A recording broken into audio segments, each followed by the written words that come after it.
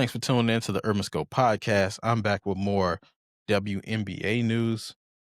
So I've come together, compiled just a short list just of my top five prospects for a way too early WNBA draft. Because despite the WNBA draft, the lottery not being set yet or the order not being available yet, I just will list my potential top five picks for the upcoming draft without the teams attached to it, of course, because we don't know the order yet. And similar to the NBA, the WNBA does the lottery where they do the ping pong balls and they figure out who gets the number one pick and so forth. So we don't have that order yet. But obviously, we have the talent and the prospective players that are coming out of women's college basketball. So we'll be able to at least have the prospects. So obviously, number one, Lauren Betts from UCLA is number one, being the top prospect. She's 6'7", which is in NBA terms, it's essentially a 7-footer.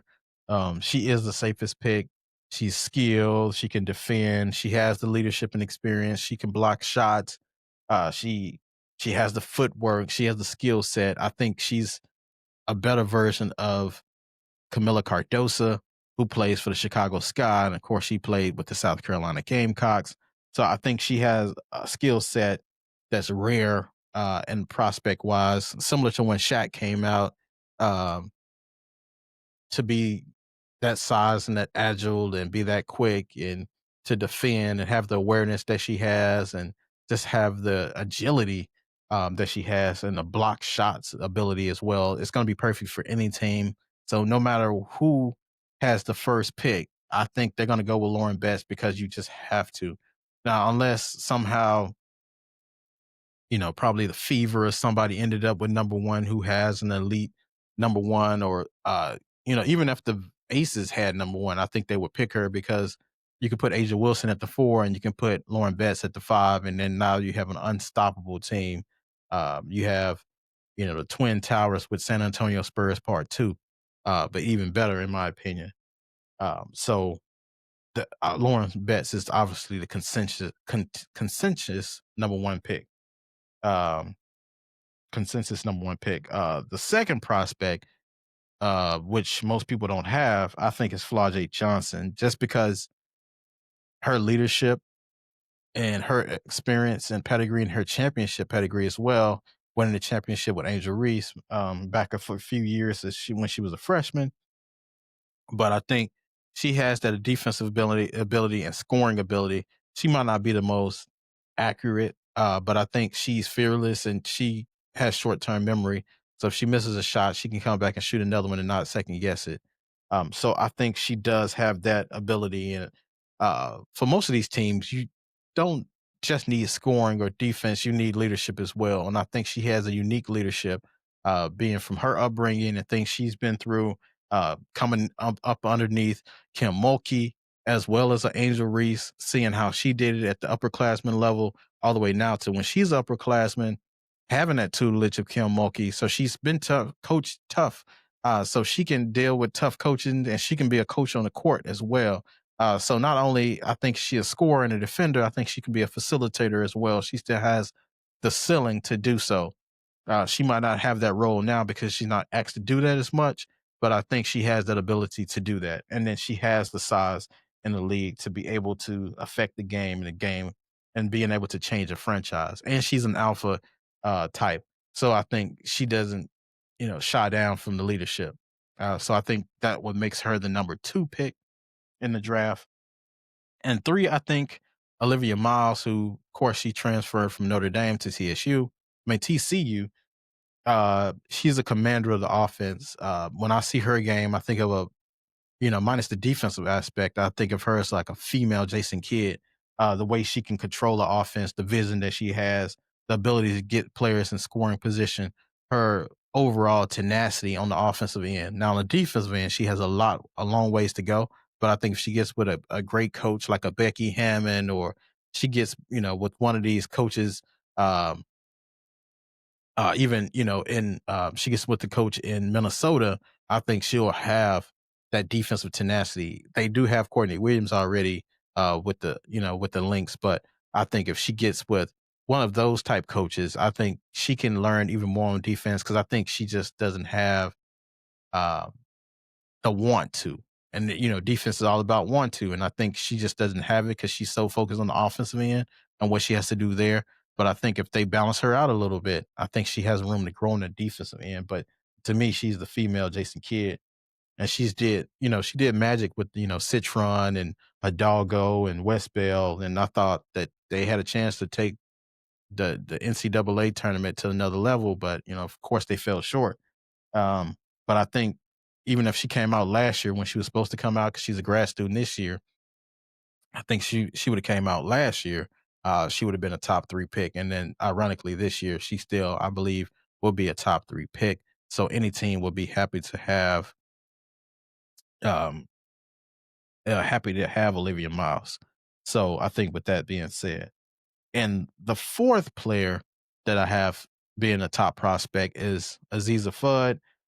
She has the championship pedigree, of course. She won last year with the UConn Huskies and Gino Auriemma and Paige Beckers. Of course, Paige Beckers has went to the league.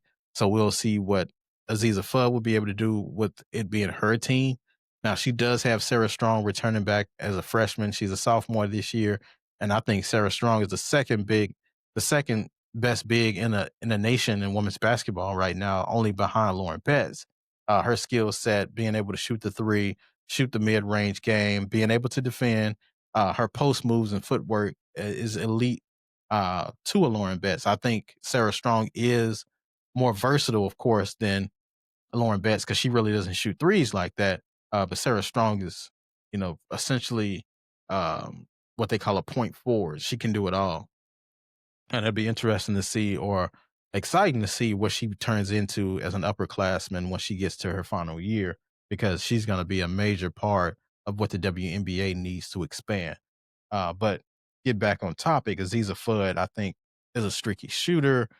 She's very serviceable on defense, and I think her energy can control a game. So I do expect her to be a top 5 draft pick. I wouldn't be surprised if she moves up in the rankings, depending on what she does this year with the Huskies.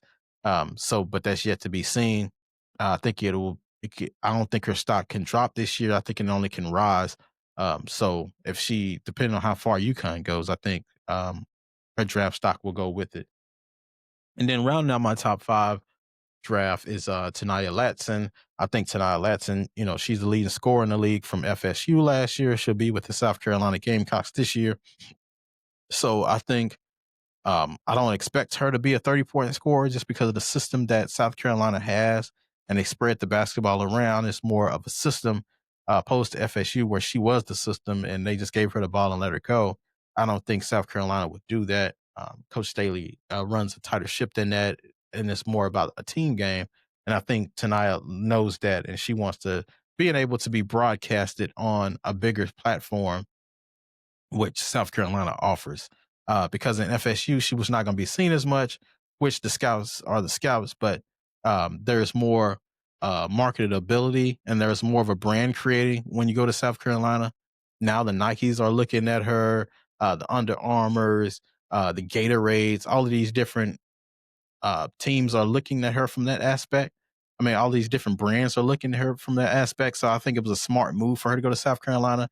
Now, I think her scoring average will dip, but she will get better defensively. And I think she will become more of a team player, more of a facilitator to show more aspects for the WNBA while still getting your brand together, being able to talk to the Nikes, the Gatorades, the State Farms, and things like that to making your face a household name. South Carolina would do that, opposed to FSU basketball. I don't think would have did that. So that was a very smart move, but I think she is a prolific scorer. She can change a WNBA franchise because everybody could use a 30-point score, whether that's NBA or WNBA. So I think that makes her a top prospect just from her sheer scoring ability and her ability to actually being able to take a back seat to show that she can be a leader, but she can be coached. So I think coaches and scouts alike will like that aspect, especially being coached by one of the best coaches in college basketball history next to a Gino Auriemma. She would definitely be able to show a different side of her and her diversity and versatility. So I think that makes rounds her up in my top 5. So tell me who your top 5 WNBA draft, prospects are, and until next time, I'll see you next time.